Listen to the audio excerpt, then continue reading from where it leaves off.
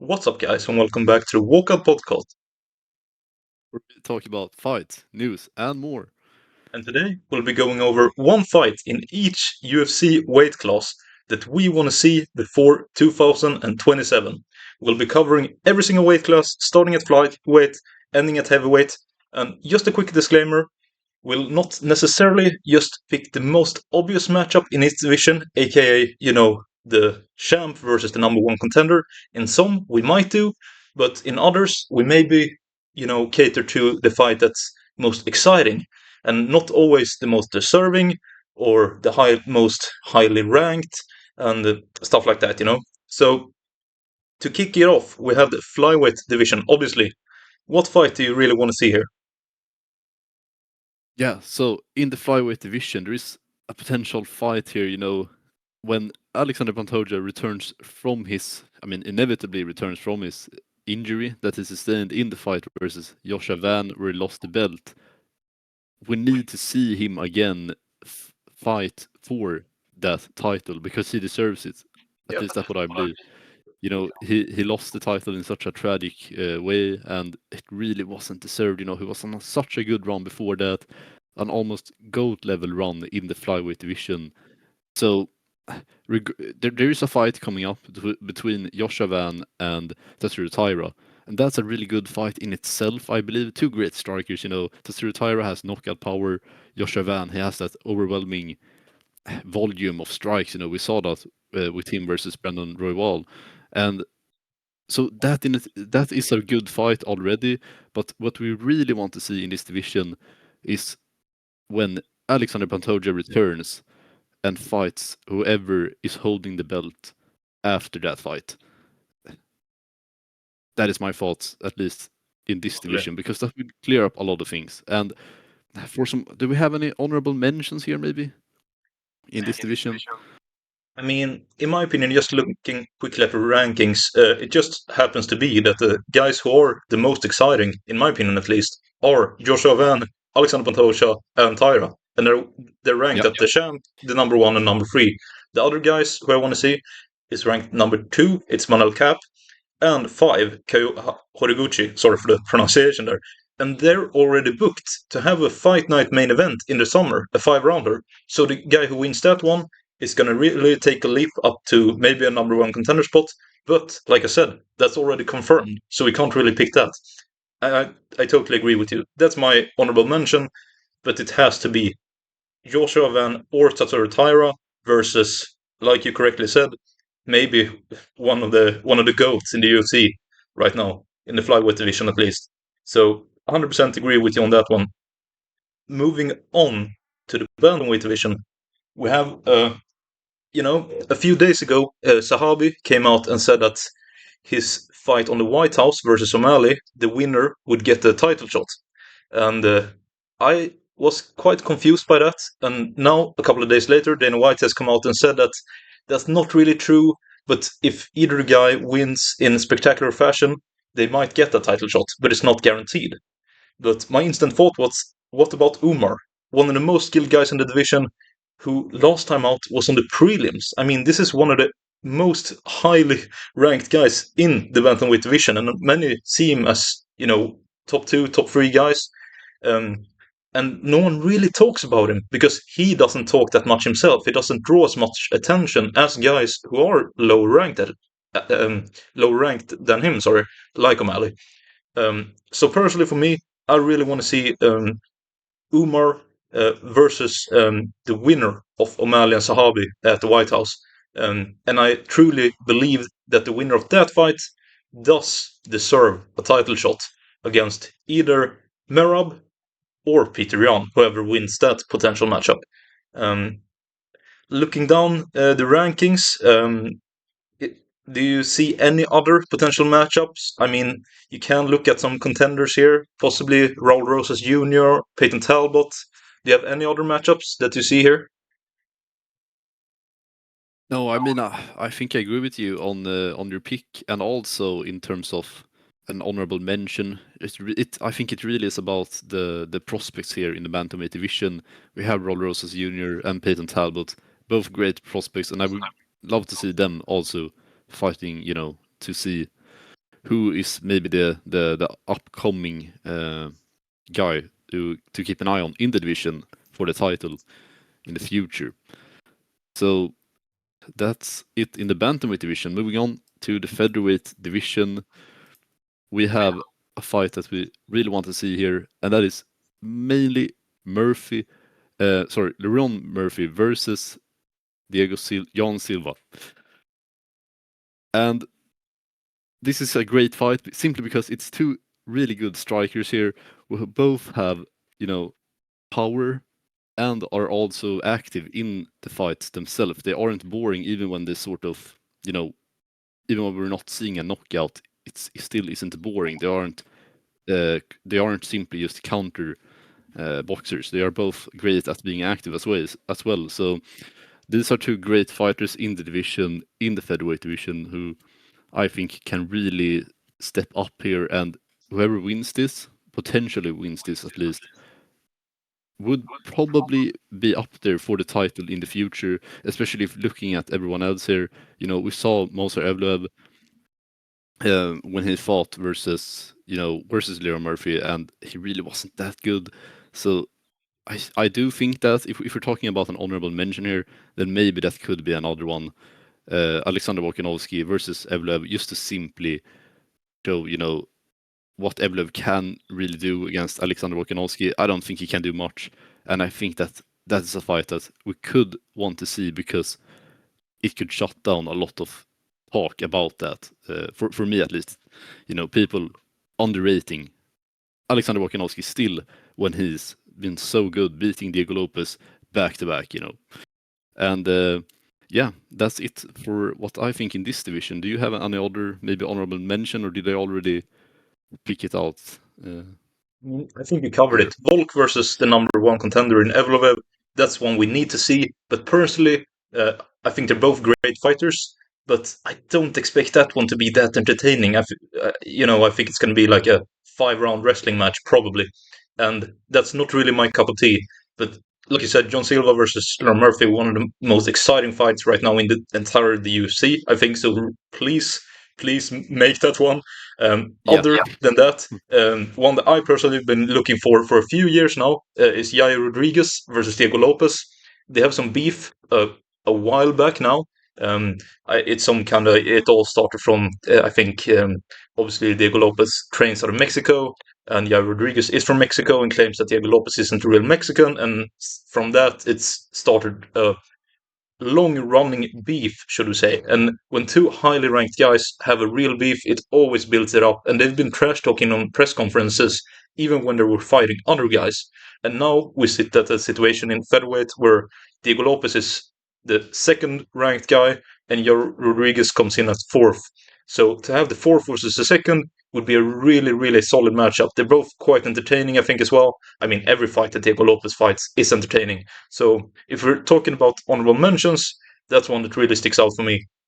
But I totally agree with your pick there that Gian Silva versus Laurent Murphy is the one to make in featherweight. Totally.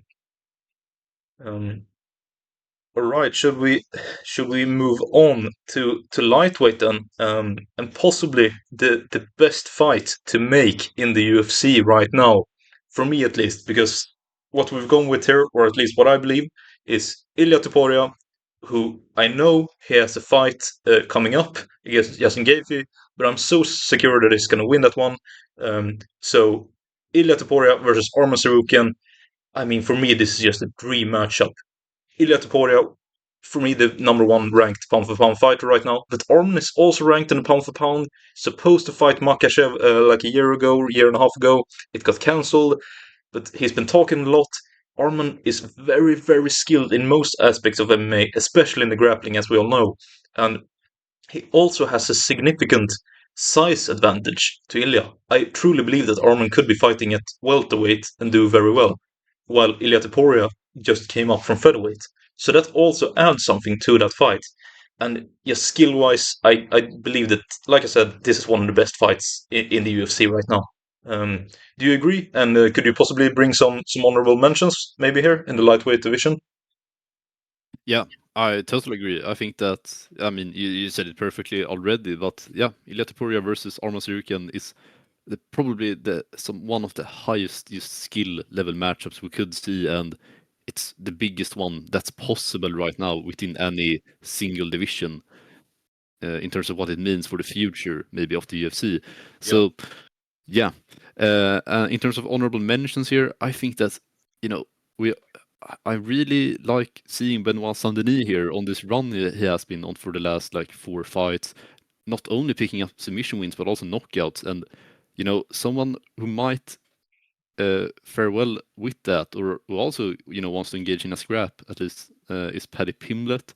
And Yeah. they have had maybe a little bit of beef also, or not beef, but it's been someone posted something and it's maybe pointing in the direction of that they want to fight. I think, was it Benoit Saint-Denis maybe, who posted something about English Yeah. people, or Yeah, yeah. that's true. And Yep. so there is something brewing there, and I think that it would be a great scrap. Really, it makes sense also in terms of Paddy lost the fight, but he's still a high caliber fighter in this division, and Benoit Saint-Denis has made a big jump in the division over the past like year or so. Um so yeah, I think that's a great fight to make, both in terms of the division, and also because of the styles of these two fighters. They are both capable in the grappling, but they also love to scrap. So I think it will be uh, a scrap, if it comes to it. And otherwise, Sorry to jump in there, but I yeah, just want to say quickly of that course. I 100% agree with you. I think that fight's amazing. Both are on good runs. Even though Paddy lost last time out, but he showed that it's very tough. But Noah Santini has a fantastic streak, so that would be a very, very good matchup. Quickly, another honorable mention that I came up with here. It's not as strong because it's not a cut, a forward cut fight, but Mauricio Hufi is on a really good run of form as well, and he's fighting on the White House card against Chandler, obviously. And Chandler is a bit of a gatekeeper at lightweight, and I expect him to knock him out very easily. And when he does that, he has a good chance to call someone out, and maybe like maybe a top five guy even. And I think that especially when Hoof has been training with Volkanovski, I expect him to do big things. So Hoofy, should I say, at the end of the year against a really highly ranked guy is something that I would like to see. But sorry, I interrupted you because I believe you were going to say that we're moving on to welterweight now, of course. What do you have in mind for the welterweight matchups? Yeah, quickly, I also wanted to say that I was also gonna say that with Rufy, Okay, we okay, can sorry, always yeah, yeah. we I stole we that know one. no, it's perfect, because I was just gonna say something like, you could also cook something up with Rufy, but you explained it a lot better, actually Sorry, put some sorry. thought I into it. stole it. So I had it's to. Sorry. it was better in the end.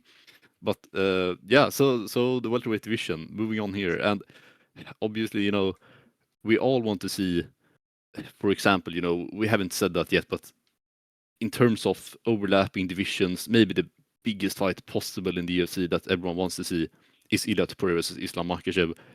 But that isn't really in terms of, we're trying to make this video firstly limited to every division, and then also, being realistic about it.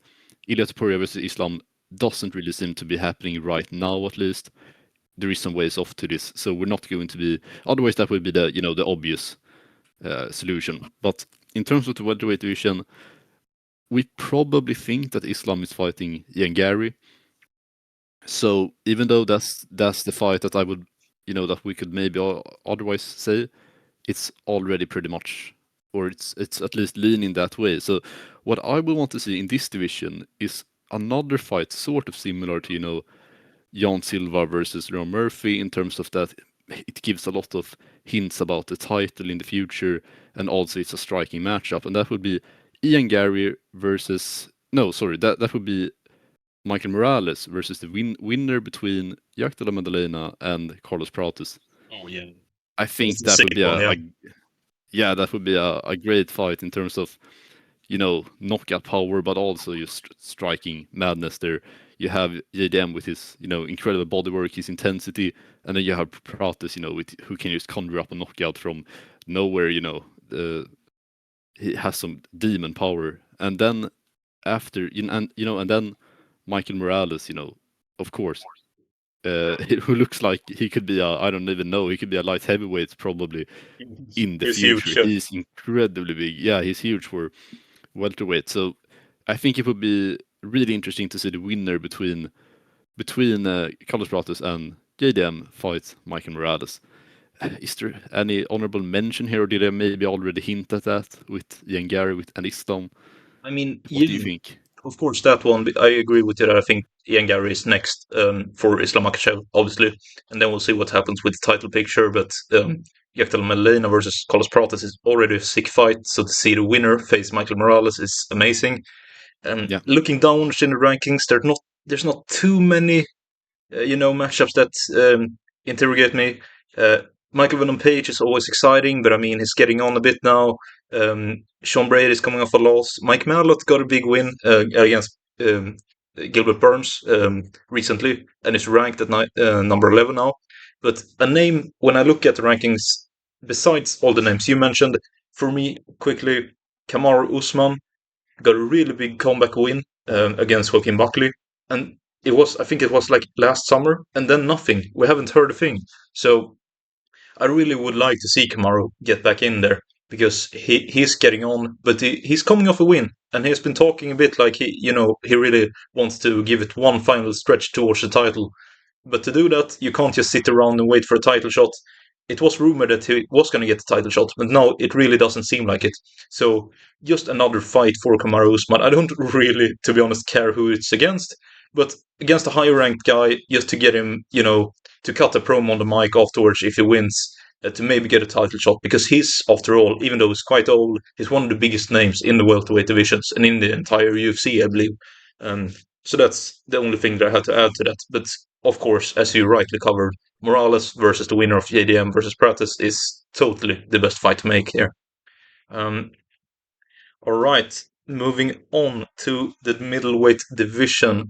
Um, there's a few things you could pick out here. Obviously, middleweight division is very stacked, but the one I settled on is DDP. One of a lot of us, he's one of our favorite fighters. He's incredibly entertaining, but he's been out a while, and I think that was wise of him after that Hamzat loss. Um, I personally don't want to see him get another instant title shot. I think that doesn't always bode well. I want to see him get a comeback win, but not against. You could match him up against someone like an Imavov, because the winner of that is very much the best guy in the division, other than the champ. But I would see him get I would like to see him, get a rebound against someone a bit below him, like a Brendan Allen, a Joe Pfeiffer, Caio Barrio, someone like in that range. Um, do you agree? Do you have, by the way, one out of those three names? Do you have any particular preference who DDP should fight next? yeah, that's a great question. I think all of those are decent shouts. I mean, I'm probably leaning towards Caio Barrio right there, just because it feels like the biggest clash in some way there. I think that he's better than Brendan Allen, or it's hard to say if he's better, but it just feels like Ricky Duplessis versus Caio Barrio. It's the biggest clash you can make, between Brendan Allen and Joe Pfeiffer. So Yeah. I would probably be leaning towards Cabra, and I like his fighting style as well. Even though he doesn't have a lot of power, I think that him versus Dricus could be an interesting fight to see. He called him out as well, Caio, after he Yeah, beat the Riddler. He called Duplessis out. So there's not beef, but there's something there to yeah, but build there on. is something. Yeah, there is something there. Yeah, totally. Yeah, DDP versus Caio, that is the fight to make. Do you have any honorable mentions here for this middleweight division? Yeah, I mean, I think it's difficult sort of in this division because there are a lot of fighters here who, for example, Reiner the Ridder. If he would have won versus Allen, then I would have loved to see him fight Dricus, for example. I think that would have been an amazing fight just to watch, both of them just slug it out. And otherwise, I want to see Whittaker come back eventually. He's been out for a long time. I just want to see him fight again. Yeah. So maybe just something like Whittaker versus, a lower ranked guy just to lead. So just because I want to see Whittaker again, but that's maybe not the best fight to make here. So it's hard to say. I would like almost to see, Anthony Hernandez versus Hamzat, not because I think that he wins there, but just because I do rate his wrestling and Hernandez, I mean, Yeah. and it would be interesting to see just how he holds up versus Hamzat in that fight. If there's any possibility, of I don't know, getting something out of it. So maybe that would be an honorable mention. Is there something else here? Which I'm I missing. think you covered it. Whittaker comes to my mind as well because he's a fan favorite for sure. He's very entertaining. So just get him active again. He has had a few losses and he has been inactive recently. So just put him in there. I totally agree with anyone. Just get him back. I know there's some talk of him moving up to light heavyweight, and if he's going to do so, get it done. Just match him up. Um, Maybe the only other guy is Joe Pfeiffer, who obviously got a very big win against Israel Adesanya, but it's not totally clear for me you know, who is supposed to fight. And he fought very recently, so maybe it's going to take some time off. It's hard to say. Um, Yeah. but that's about it for middleweight, I reckon. Moving on to light heavyweight, a very exciting division. And of course, we saw last time out at UFC 327, we get a new champ as Carlos Ulberg claimed the title, but he's out for a while with an injury, it seems like. So, other than him fighting the champ, what's supposed to happen in the light heavyweight division here? Do you think? Yeah. I mean, as you said, Ulber will be out for some time, and yeah, otherwise it's difficult in this division. I think that Paulo Costas, move up is really interesting and exciting here, and we do want to see him fight again. It's sort of difficult to pair him up with the perfect opponent here to create a really great fight. If I have to pick anything here, I actually want to see Yuri Prohaska versus Ankalaev here. Maybe for some sort of title, because that would probably be, since Pereira moved up and Blachowicz has been, inactive for some time, and Roundtree lost last time out versus Yuri in a pretty brutal knockout by the end. So I don't see him jumping ahead of him. I still think that it's Ankalaev here that's at the top, probably closest to get a title shot, and then you have Yuri after that. So I would want to see Yuri Praska versus Magomed Ankalaev, both because it makes sense in the division. The winner of that probably fights Ulberg when the time comes for it, and also because I don't know, there's something about that fight that makes me like, Ankalaev. He does have power, but he doesn't have incredible Yuri or Ulberg power, at least I think. So based on what we've seen. So I think that Yuri can get something out of that. I don't know why. I just think that the way that Ankalaev sort of fights, and just how active Yuri is, I think it works well for him. We saw what happened in the fight between Ankalaev and, the second fight, the rematch between Ankalaev and Pereira, when Pereira won back the belt. He just overwhelmed Ankalaev in that first round. It was insane. And I genuinely think that, Yuri, he can get a result out of that fight and overwhelm Magomed Ankalaev here. And I don't know. I just think it would be an interesting fight to see. It makes sense both, stylistically and in the division. So that is my fight that I want to see in the light heavyweight division. Is there maybe an honorable mention here? Does it? Maybe it's about Paulo Costa, but that I already sort of Yeah, I hinted mean, at. looking through the rankings, that's about it. Because as we know, Jan Blachowicz was supposed to fight at UFC 328, but he recently, drew out of the fight because of an injury. So we don't know what's going on with him. And by the way, he was supposed to get fight Bogdan Guskov, is ranked at number 10. So it doesn't seem like he's that involved in the higher rankings as when it comes to matchups. So I do agree with you. Otherwise, Asamat Murzakanov, I want to see him in there again, but we covered that on a breakdown of UFC 327, of course, so I'm not going to repeat that. But yeah, I reckon there is. Like you said, Yuri versus Ankalaev, that's the fight to make. 100%, that's the best fight in light heavyweights right now, I think. Otherwise, I want to see Paulo Costa versus, for me, Khalil Rountree Jr., because those are two very skilled kickboxers with a lot of power. Yeah. And I mean, who doesn't want to see that fight? Does it make that much sense ranking wise? You could argue that it doesn't, but I mean, we got to pick some fights here where we just want to see an amazing scrap. So the one that makes the most sense ranking wise is Yuri versus Ankalaev, and that's of course the one we pick. But other than that, honorable mention, Paulo Costa versus Khalil Rountree Jr. I could watch those two fight 1,000 times, every UFC event. So that's the one Yeah. for me there. Um, Yeah, all right. I think that. Sorry, just to cut in, but Yeah, I mean it's a great pick, and in the best, in the best scenario, you make both of those fights. I think it would be incredible because it puts some real stakes actually into it as well. Because let's say that Paulo Costa wins convincingly versus Roundtree, and Jiri wins versus Ankalaev, then that means that Costa probably moves up, or maybe Jiri loses versus Ankalaev, then Costa probably moves up into that second place title contender yeah, almost. He will be really close to a title shot there, if we're being honest. So it's a great fight to make, I think. Yeah. absolutely.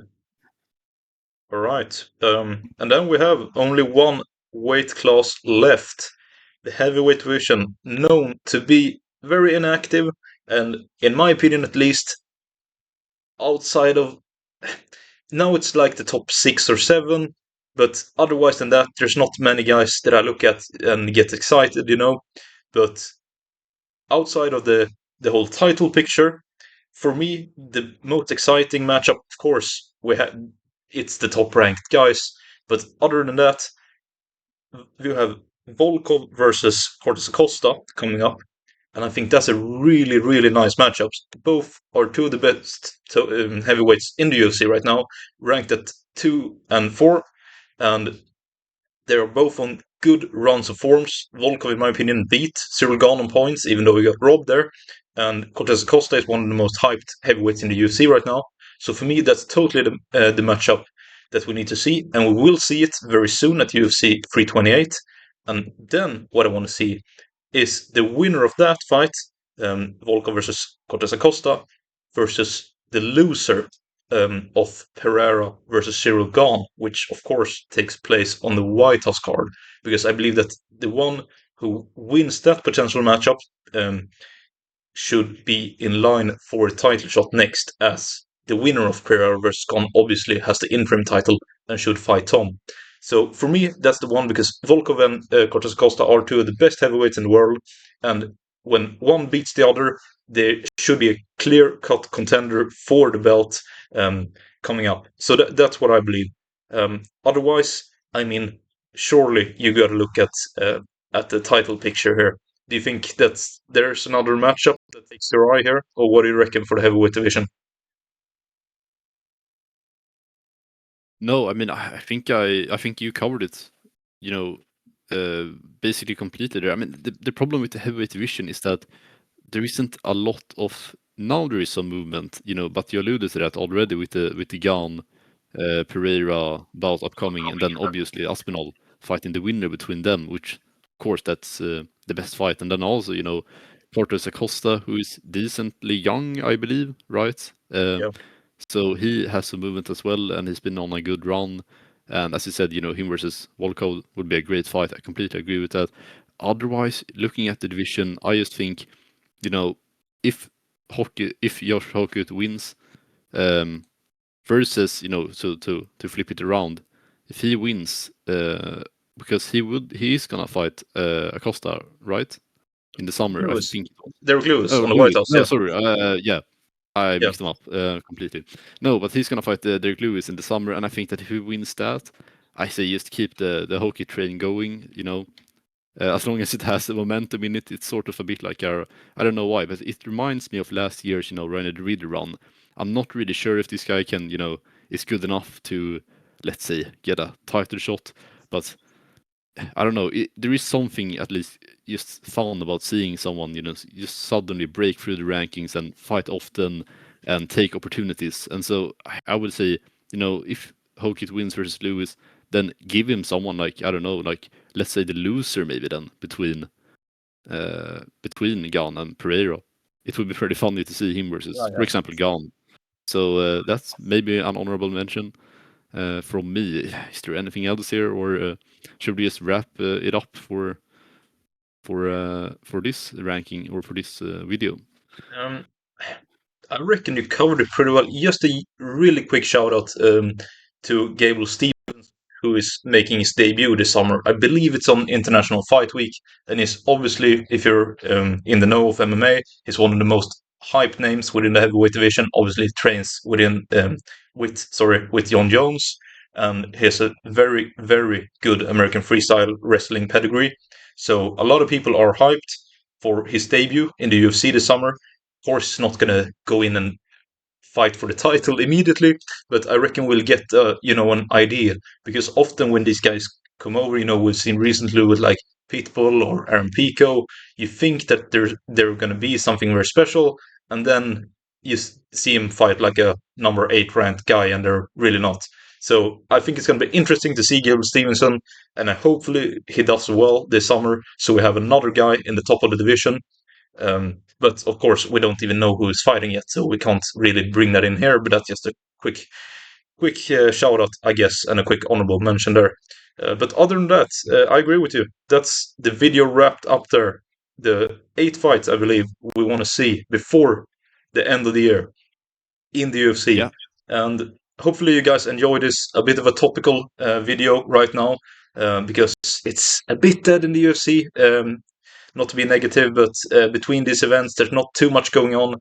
Of course, we have some pretty nice fight nights coming up, but other than that, we'll of course be catching you guys for the preview in a couple of weeks for UFC 328, because that is a stacked one. But do you have anything else to add before we wrap this one up? No, I think that's pretty much all for today. So thank you guys for watching, and tune in for our next video. Yeah, don't forget to like and subscribe, and we'll catch you next time.